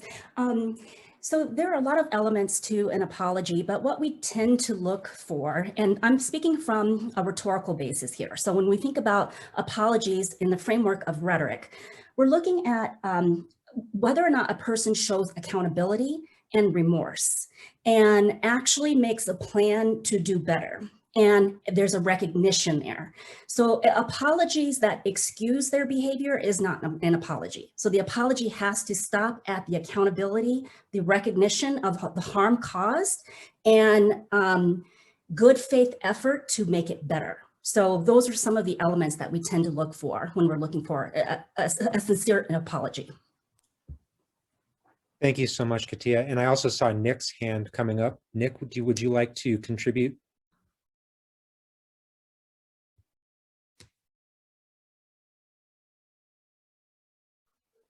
I think Dr. Campbell did a fantastic job answering the question, but I was going to articulate pretty similarly that I commonly think of four main characteristics of an apology. The first would be the obvious admittal of wrongdoing, when an individual recognizes not only that their action harmed the victim, but more principally why their action was independently bad. I think that the second main characteristic of an apology would be a recognition of grief or harm on the part of the individual, the kind of humanization aspect that conceives that your victim is experiencing pain and that pain has a character and life of its own. The third thing that I think was really similar to what Dr. Campbell said, but an expression of a willingness and beyond a willingness, an active effort to do better, to be a better person in the future, to not harm others in similar ways. And the last thing I would say is that there is typically some kind of atonement act, some kind of penance, to borrow some theological language, that would give your apology legs of sorts, a kind of living way that your apology acts itself out, either through you making up for that act by paying it forward, or in the case of state-sanctioned apologies, by doing things like offering reparations.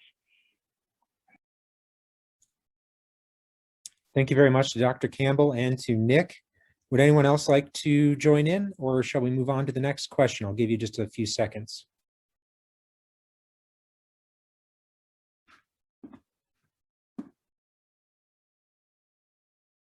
Okay, I'm going to move on to the next question, which I think is related, and I think it's a really interesting way to continue our dialogue about apology, and that is, what does it mean to forgive a perpetrator? What does it mean to forgive a perpetrator?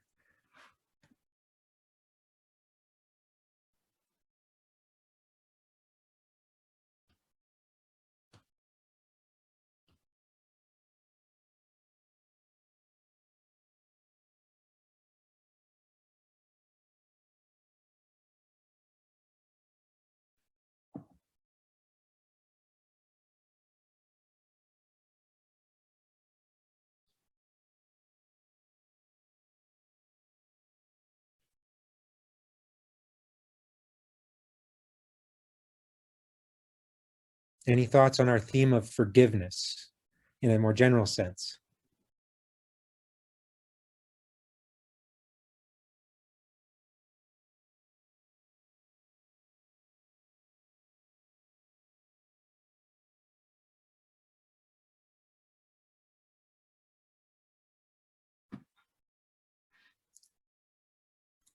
Go for it, Jean-Michel.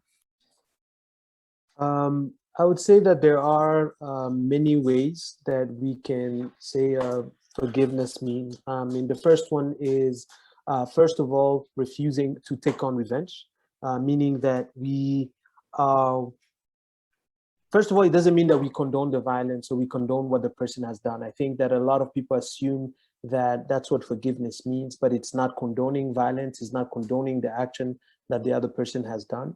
The second thing is that forgiveness does not also mean forgetting. So, because honestly, that cannot forget. The harm that has been done cannot forget. At a popular level, we like to say, let's forgive and forget, but that is something that does not happen. Actually, I think remembering the act that was committed, I think is a great way of actually making sure that what happened doesn't happen again. But forgiveness, forgiving a perpetrator first is, it means that we withhold the revenge, so we don't we think that they should not we should not revenge against them. And then secondly, I think it also means that we are open for a possibility for them to be able to reintegrate into communities or into the society. But I would say, of course, for many victims, forgiveness might seem like it's unfair.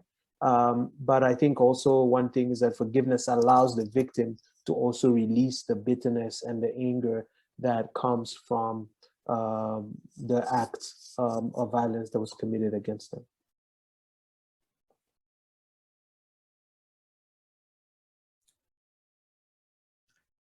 Would anyone else like to join in the conversation?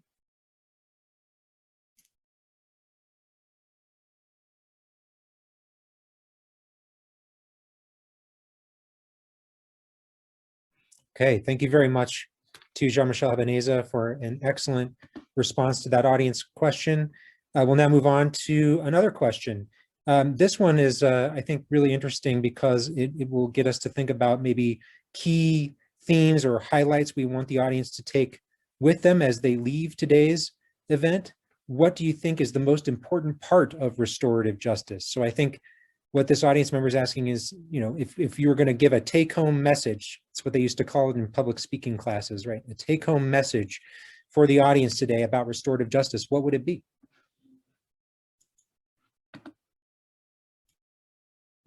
Do you mind if I answer this one? Absolutely, go ahead. Yeah, I think the most important part about restorative justice is that it can be applicable anywhere, to any scenario where there's been marginalized or militarized groups. And I think it can come in different forms. It can be a broad aspect, but I think it's really important to reunite a community. Excellent. Thank you very much, Krish. Would anyone else like to offer a key insight?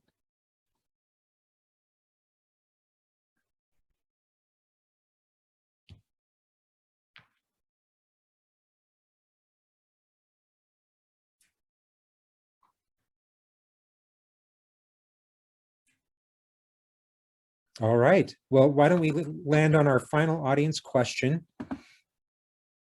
And this one, I think, is coming from the perspective of how to kind of deal with injustices that occur in the pursuit of justice. So this question asks, how do we help those that have been prosecuted wrongly from becoming actual offenders? So how do we maybe think of the restorative justice framework in a broader sense of potentially making our criminal justice system overall more humane, to avoid especially doing harm to the innocent who may be caught up in it? I think that may be what the audience member is asking about. Would anyone like to offer some thoughts on this issue?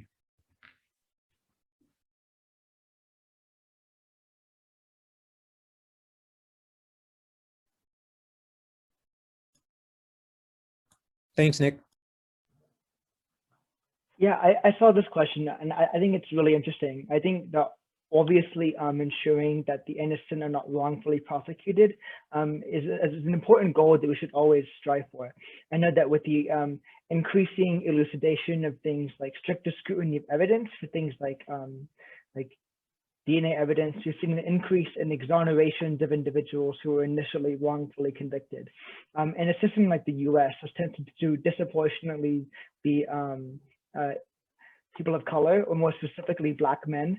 And so I think that's always a goal that we should try to avoid. I think some things that we can do to avoid those things are, obviously the broad sweeping reforms to a legal system, but then more acutely, I think ensuring that we equip defenders, public defenders, to be in a great position with the resources that they need to do their job accurately, with the kind of professional ethos that sometimes they lack in the public eye. So I think a great first step is to ensure that we're equipping public defenders to do their job in a way that not only honors them, but also the public sanctity of that kind of civic duty. But to speak more specifically to, I think, post-conflict societies, working with the students, one of our 4 characterizations of post-conflict societies is that there's normalized collective and political wrongdoing. So thinking about countries like Rwanda or Bosnia and Herzegovina, or just the post-World War II European theater. There's a great quote, but I believe it's Desmond Tutu, that some individuals are guilty, but all individuals are responsible. And I think in that way, something like restorative justice may lend itself to incorporate the nuances of individuals who may not have direct injustice, but may have indirect complicity in the kind of continuation of injustice. And I think that, and conversely, prosecution may be able to more effectively pinpoint out who is and who is not actually across the threshold of direct guilt, as opposed to something like mere complicity, and therefore it may not be as deserving of something like a harsh sentence.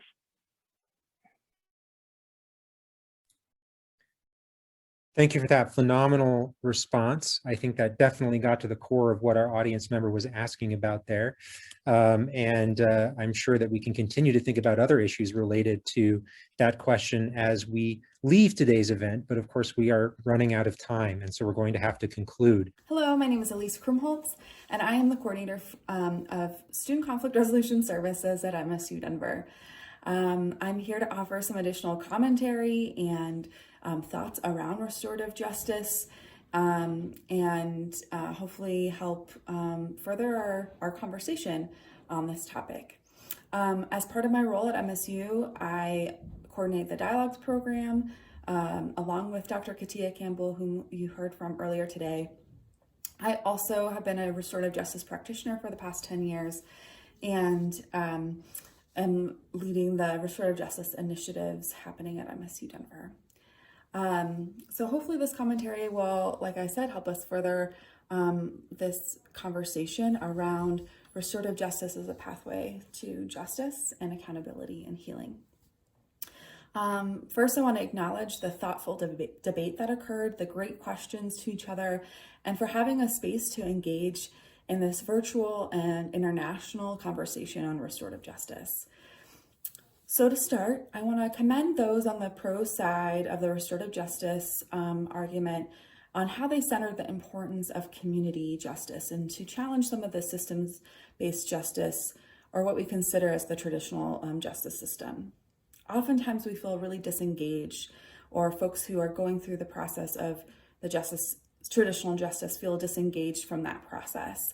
That includes the responsible party, that includes victims or the harm parties, and really the broader community, how that ripples out. When it comes to thinking about victims, I think you can further your argument about really digging deep into how restorative justice is truly victim-centered. So in other words, victims should be informed about the process.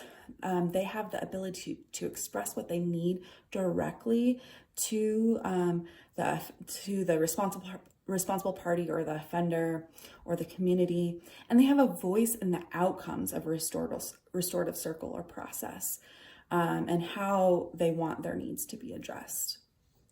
And beyond that, restorative justice is a voluntary process, and no one should be coerced or forced to participate. So that's in place in part to not create more harm for victims. And so the responsible party needs to be willing to take responsibility and do what is necessary to make things right, or to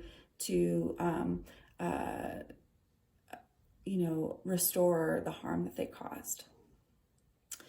There are also ways to include voices of victims without them having to face their offender directly. And so when it's not okay to come together, and that's okay, there might be alternative ways to ensure that a victim's voice is being heard.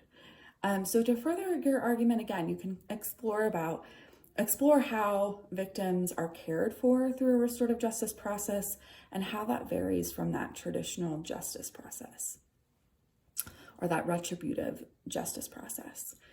But to bring it back how this argument was well formed, how we see and do conflict is shaped by our communities. And the Western traditional justice systems, like in the US, we have effectively diminished the community role when there is conflict or wrongdoing. And this has had an impact on how we socially expect and experience and uphold accountability. And it doesn't always acknowledge the ripple effect that occurs to the offender themselves, the victim, and to the community. And so traditional or dominant notions of justice systems do not necessarily encourage active accountability. So it's a different way of looking at accountability in restorative justice, and encourage a stake in their own restoration for the offender, that is. So the power of community is often undervalued and underutilized. And so restorative justice really focuses on our interconnectedness as a pathway for that healing. And you can find a lot more information in books like Race and Restorative Justice by Fania E. Davis, that really talks about also the indigenous origins of restorative practices from many different cultures around the world, which I think can also breaks apart different ways of how we do and see conflict culturally. For the con side, it is right to challenge practices that call themselves restorative, but do not tend to the needs of the victims or make restorative justice required, for instance. These are not practices done in fidelity to restorative justice principles and often create more harm. Additionally, restorative justice is not always culturally responsive or consider individual needs, like mentioned by the other expert panelists. And restorative justice, and like others did say, restorative justice is a process. It can't be wrapped up in a pretty little bow and one and done, we've got this. That's not typically how this works. And actually restorative justice is an investment, and a lot more preparation needs to be done with all the stakeholders to ensure that the facilitators and the process are truly responsive. And so I think that the con side did hit on some of those areas that we need to really deeply consider in order to make restorative justice a good option. On the con side, I would want to know more about how courts are truly impartial, or how they really are serving victims and not minimizing their voices or not re-traumatizing them through a court process, for instance. And then I'm very curious about some of the thoughts around vigilantism, and I'd like to know more about how that has occurred and how that can be addressed. So lastly, just in general, an area that can be explored when thinking about restorative justice is the idea of reintegration. So in Colorado, we often talk about the 5 R's of restorative justice. Dr. Beverly Title is the person who put those together initially, and you can find more information at Restorative Justice Colorado. But those 5 R's are respect, responsibility, relationship, repair, and then reintegration. So, when we're thinking about reintegration, it's often not considered as much as some of the other R's necessarily. But in the US, at least, around 95% of those who are sentenced to prison leave prison and come back into the community. And so to re-engage successfully, to uphold community bonds, those are vital in order to help not create more harm. And so restorative justice attempts to embrace this idea of reintegration and the community's role or obligation even to help those re-engage who have caused harm. And that also includes how we think about victims and how we're making sure that we are thinking about re-engagement for victims in terms of care and support and safety, amongst many other things. And so reintegration is an area that I think we could dig deep in and think about restorative justice's role of, well, what do we do after crime or after wrongdoing occurs, after violence has occurred, knowing that people are going to come back to the community, and we want to make sure that we're helping people not cause more harm. So just some thoughts for today. Really well done. I so thoroughly enjoyed hearing from everybody, and I wish you all well. Thank you. It is my honor and pleasure to offer this additional special thanks to an expert who joined us after the fact to provide some commentary on the video of our event. Elise Krumholtz, the Coordinator for Student Conflict Resolution Services and the Dean of Students Office at MSU Denver, was kind enough to agree to watch our video and provide some feedback to our students and some commentary for our audience as we continue to think about the important issues related to restorative justice. Thank you so much, Elise, for your contributions, and we hope to work with you again in the future. But I'd like to thank our audience members for submitting those questions through a variety of different means. You definitely contributed to our thinking here at the end of our event about the implications, the consequences of restorative justice frameworks. I'd like to just take this opportunity one last time to thank all of our debaters, the organizations involved, Denver Urban Debate League, iDebate Rwanda, Regis University, and also our experts. We really learned a great deal from your commentary to the students. So Deborah Richardson, Dr. Katia Campbell, Jean-Michel Habaneza, thank you so much for being here with us and for helping us to inflect student argumentation and scholarship with expert commentary and analysis. It really did, I think, push this event forward and take us to a new level during the rebuttal phase and the audience Q&A phase.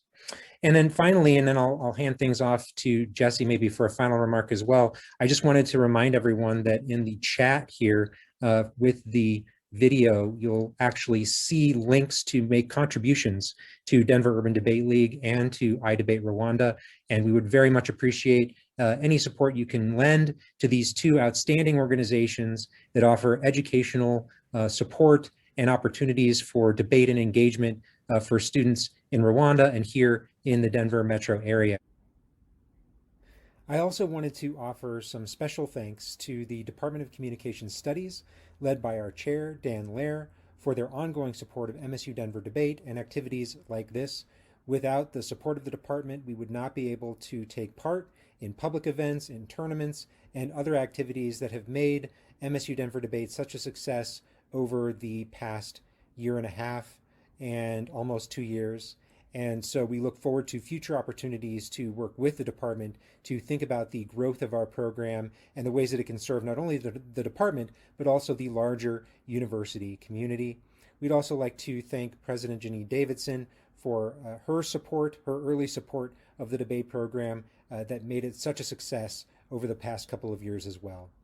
And with that, we would finally like to thank once again Dr. Katia Campbell for her support of this event and debate at MSU Denver, her amazing contributions during this event, and we'd like to thank her for all of the support that we've received over the last 2 years. It's just been phenomenal. We look forward to future collaborations between debate and dialogue on campus.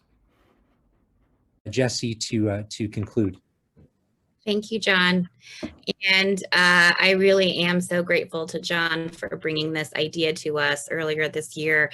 As I mentioned earlier, it's been such an interesting year for all of us globally as we have moved through the pandemic, and everything about our education landscape and the way we are able to interact and engage with each other has changed. we were able to bring a lot of debates online and a lot of speech activities online, and that was a wonderful opportunity for our students who really needed some enrichment opportunities. But something that we have missed so much that is so important to the debate community and events like this is being able to gather together in community. And so it was such a highlight of our year to have an event like this where we can bring together so many different communities, engage with the public, and even if it is in this virtual format, have a conversation, an important dialogue with each other in multiple different formats talking about such important issues. So thank you so much to everyone who was involved today. Thank you to the audience. If you would like to join again, you can catch the rebroadcast. And I wish you all a wonderful rest of your evening or your day, wherever you may be watching us from. So thank you so much. And if I could just say one last thing, Jesse, I did not list among the many individuals who were part of this outstanding event our poets and performers from earlier, our cultural exchange element, which is an innovation in debate events like this. I have not been to many where this is a key feature, and I think it really did provide context for the global intercultural exchange that we've had going on between these organizations. And I really want to thank you in particular and Ruby for helping to organize that component of today's event. Absolutely. Thank you, John. Okay. Okay, well, we hope to see you all again soon, and another event in another context, having another important conversation. Bye-bye.